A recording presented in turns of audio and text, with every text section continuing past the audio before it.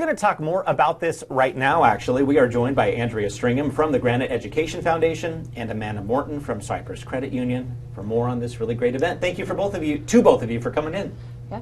No, thank you for hosting this drive. This is huge for us and all the other school districts in the Valley. The basics here. Why is this such a big deal? Well, a lot of educators will spend anywhere between $500 to $900 of their own funds to help supply their classroom.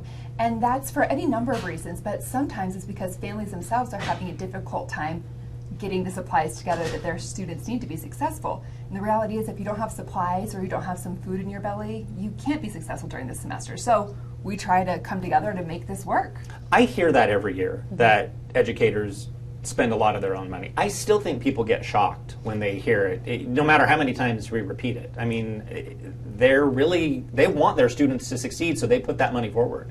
Exactly. Teachers go into that profession because they care about students, they care about the outcomes, so they will definitely dip into their own pockets to make sure a student has a snack, a student has a backpack. So anything that we can do as a foundation, that communities can do, that businesses can do to alleviate that stress is huge. In Granite School District, we educate about 52,000 students, and half of those qualify for free or reduced lunch. So the need is very, very great in Granite School District, and anything we can give these kids to remove any barriers they can to learning, if we can get them in the classroom and help keep them focused, then that will just improve their future. Amanda, why did Cyprus Credit Union want to be a part of this? What's the drive behind this? So Cyprus is deeply invested in education, and one of the top things we try to do is identify gaps that exist and then bring both our resources and then the community resources together to kind of rally around that gap.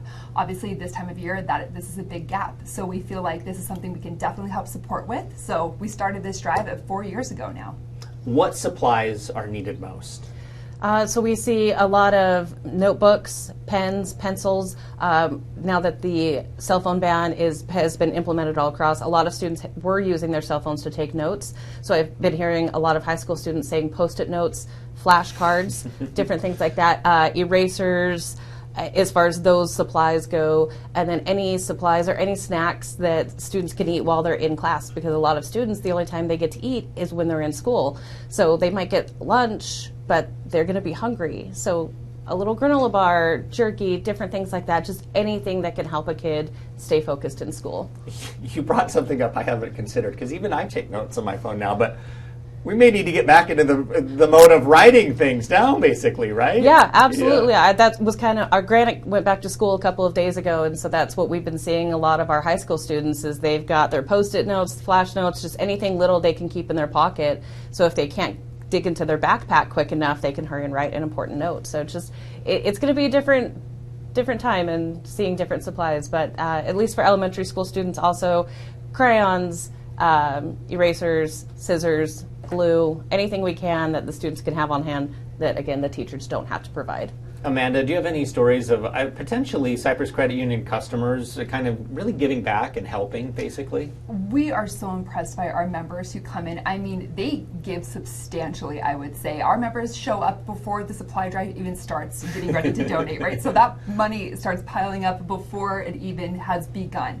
So just thank you to all of our membership who has already donated, and then the community who comes together and donates through the website on KUTV.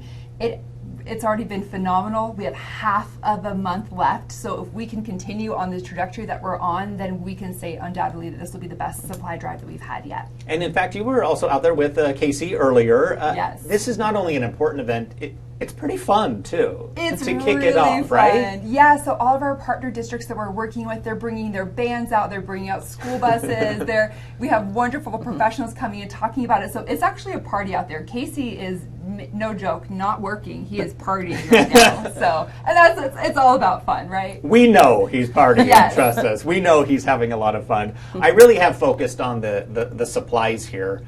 And that's kind of in what's our graphic. But let's talk about that snacks aspect, because maybe that's something that people don't consider. Why is that also equally as important?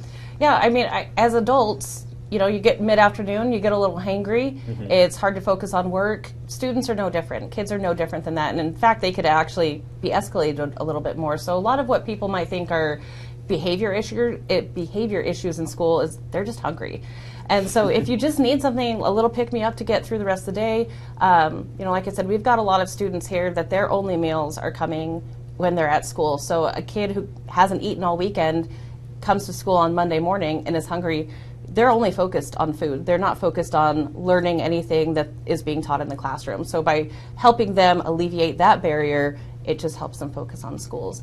And again, teachers are providing those snacks in their classrooms because they know the students that are hungry. They know the students that are a little bit hangry most days. And so if we can help that part of it's a double win program, that it's helping the teachers and it's helping the students. We've all been hangry. Yeah. Oh yeah. Yes, absolutely. You can't.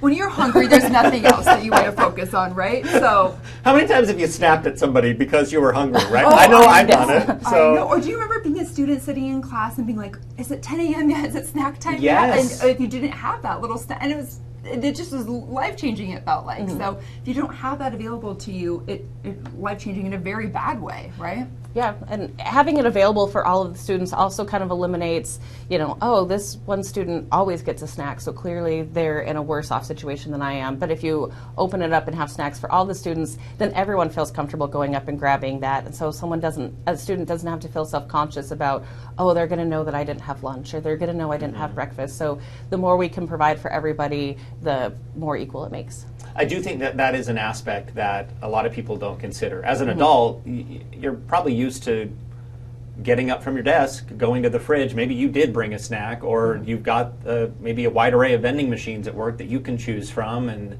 so, yeah, that's something that I don't think a lot of people necessarily think of. Do you find that potentially during this a drive like this? Yeah, and I mean, we see it year-round.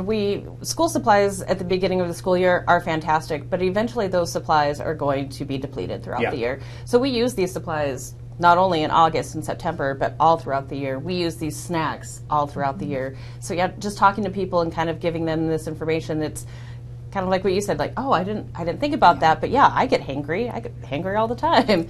So why wouldn't a student? And it's part of the reason that the monetary donation is so important, because then those funds go directly to the foundation for them to purchase throughout the year.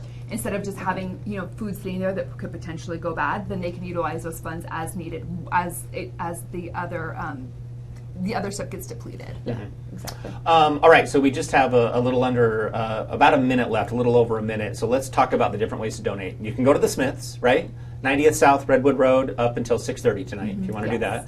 You can go into any Cyprus credit union. Correct. Right? What's that process if someone goes in? So you literally just walk into a branch and just say that I want to make a donation. If you're a member, you can transfer from your account. If you're a non-member, then you would just have to drop off cash. And then we've also put a way to donate on our website as well. Any other ways that you can think of if people want to donate?